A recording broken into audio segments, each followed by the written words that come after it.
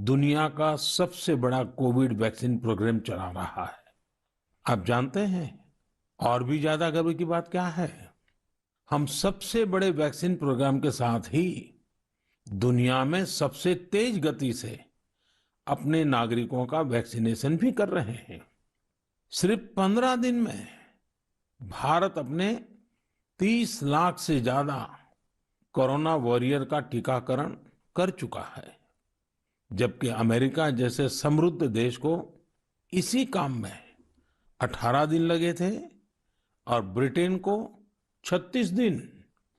साथियों, made in India vaccine आज भारत की आत्मनिर्भरता का तो प्रतीक है ही, भारत के आत्मगौरव का भी प्रतीक है। नमो ऐप पर यूपी से भाई हिमांशु यादव ने लिखा है कि मेड इन इंडिया वैक्सीन से मन में एक नया आत्मविश्वास आ गया है। मदुरई से कीर्ति जी लिखती हैं कि उनके कई विदेशी दोस्त उनको मैसेज भेजकर भारत का शुक्रिया अदा कर रहे हैं। कीर्ति जी के दोस्तों ने उन्हें लिखा है कि भारत ने जिस तरह कोरोना से लड़ाई में दुनिया की मदद की है, उससे भारत के बारे में उनके मन में इज्जत और भी बढ़ गई है। कीर्ति जी, देश का ये गौरवगान सुनकर मन की बात के श्रोताओं को भी गर्व होता है।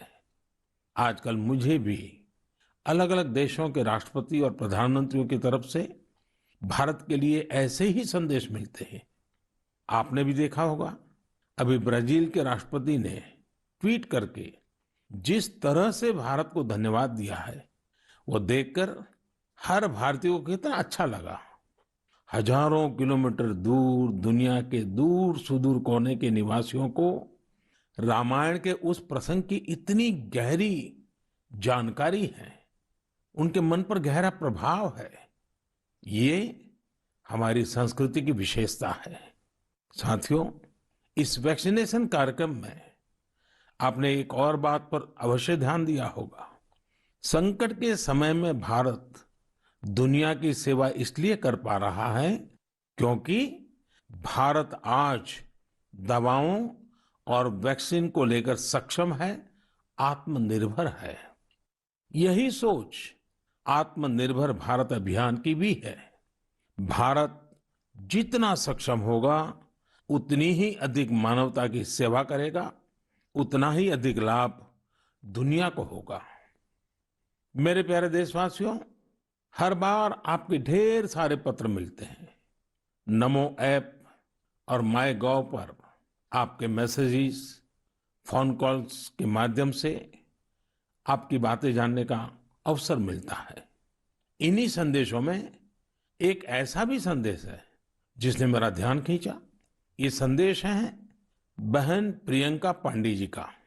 23 साल की बेटी प्रियंका जी हिंदी साहित्य की विद्यार्थिनी है और बिहार के सिवान में रहती है। प्रियंका जी ने नमो ऐप पर लिखा है कि वो देश के 15 घरेलू पर्यटन स्थलों पर जाने के मेरे सुझाव से बहुत प्रेरित हुई थी। इसलिए 1 जनवरी को वो एक जगह के लिए निकली जो बहुत खास थी। वे जगह थी उनके घर से 15 किलोमीटर दूर देश के पहले राष्ट्रपति डॉक्टर राजेंद्र प्रसाद जी का पैतृक निवास। प्रियंका जी ने बड़ी सुंदर बात लिखी है कि अपने देश की महान विभूतियों को जानने की दिशा में उनका ये पहला कदम था। प्रियंका जी को वहां डॉक्टर राजेंद्र प्रसाद जी द्वारा लिखी गई पुस्तकें मिली, अनेक ऐतिहासिक तस्वीरें मिली। वाकई प्रियंका जी, आपका यह अनुभव दूसरों को भी प्रेरित करेगा। साथियों, इस वर्ष से भारत अपनी आजादी के 75 वर्ष का समारोह अमृत महोत्सव शुरू करने जा रहा है।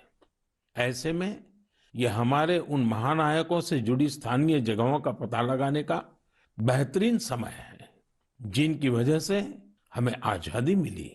साथियों, हम आजादी के आंदोलन और बिहार की बात कर रहे हैं तो मैं नमो ऐप पर ही की गई एक और टिप्पणी की भी चर्चा करना चाहूंगा।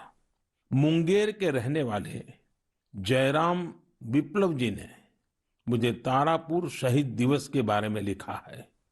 15 फरवरी 1932 1932 को देशभक्तों की एक टोली के कई वीर नौजवानों की अंग्रेजों ने बड़ी ही निर्ममता से हत्या कर दी थी। उनका एकमात्र अपराध यह था कि वे वंदे मातरम और भारत माँ की जय के नारे लगा रहे थे। मैं उन शहीदों को नमन करता हूँ और उनके साहस का श्रद्धापूर्वक स्मरण करता हूँ। मैं जयराम विप्लव जी को धन्यवाद देना चाहता हूँ। वे एक ऐसी घटना को देश के सामने लेकर आए जिस पर उतनी चर्चा नहीं हो पाई जितनी होनी चाहिए थी। मेरे प्यारे देशवासियों, भारत के हर हिस्से में